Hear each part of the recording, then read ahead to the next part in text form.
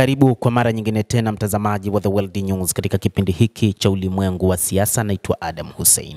Katika baadhi ya makala zetu tuliwahi kukueleza namna wachambuzi wa mambo wanavyomtazama rais wa Marekani Donald Trump katika ufanyaji wa maamuzi yake, wakisema kwamba ni moja kati ya viongozi wanaoyumba katika maamuzi. Ni kiongozi ambaye mara kadhaa amekuwa akifanya makubaliano na baadhi ya viongozi wenzake, lakini baada ya muda amekuwa akikengeuka na kubadilika kabisa.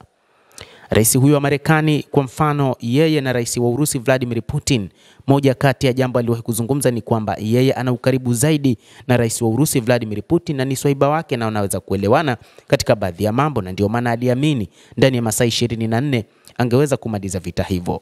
Lakini msukumo wa watu wa magharibi umemfanya rais huyo kuyumba kwa kiasi kikubwa, ambapo mataifa magharibi yanataka kuendeleza vita nchini Ukraine, huku yeye akitafuta jitihada za kuweza kutatua mzozo huo. Sasa alipanga kufanya mkutano huko Budapest katika siku zijazo, na si siku nyingi tangu tangazo hilo limetolewa.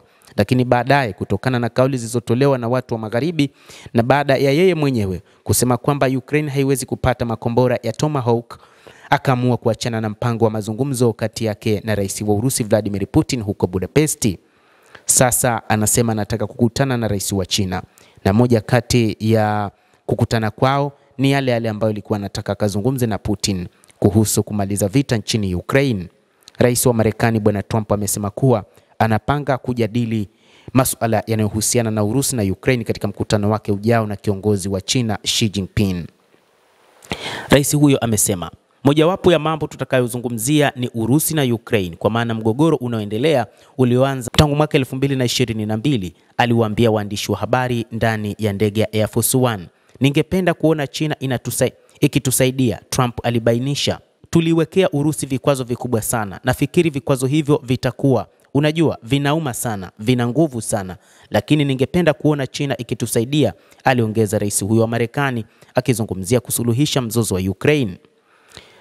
Katibu wa vyombo vya habari vya ikulu ya White House Caroline Levitt alitangaza Alhamisi kwamba Trump atazuru Malaysia, Japan na Korea Kusini. Kando ya mazungumzo na nchi mbili, angeshiriki pia katika hafla ya Jumuiya ya Mataifa ya Kusini Mashariki mwa Asia, ASEAN, na ushirikiano wa kiuchumi na Asia Pacific, APEC. Mazungumzo kati ya Trump na Xi yanatarajiwa kufanyika nchini Korea Kusini mnamo Oktoba 30. Hayo yote yanajiri baada ya kuyeyuka kwa mazungumzo yake kati yake na rais Putin, hata pale aliposema kwamba mazungumzo na Moscow hataweza kuzaa matunda na hivyo ni kupoteza muda.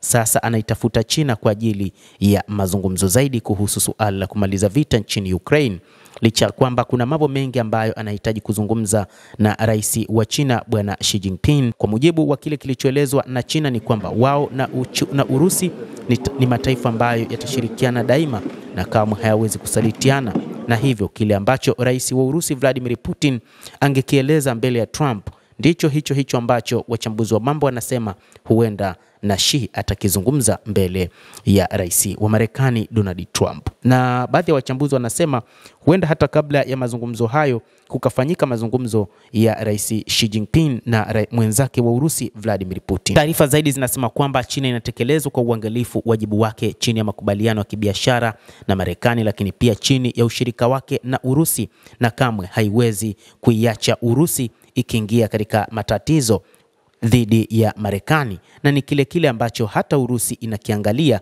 dhidi ya Uchina, kwamba hatua zinazochukuliwa na Marekani dhidi ya China ama dhidi ya Urusi zinakuwa zikiangaliwa mno na mataifa hayo mawili, na kila mmoja amekuwa mwangalifu juu ya mwingine kutokana na kile wanachosema ni mataifa yaliyoingia katika uhusiano na urafiki wa kudumu na wa kuaminiana.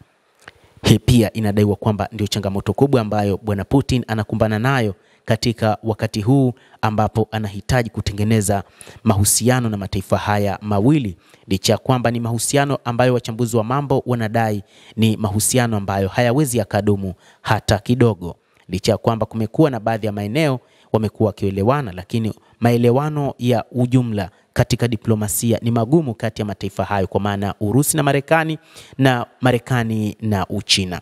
Naitwa Adam Hussein, endelea kuwa nasi wakati wote na usisahau kulike, kucomment na kusubscribe channel yetu hii.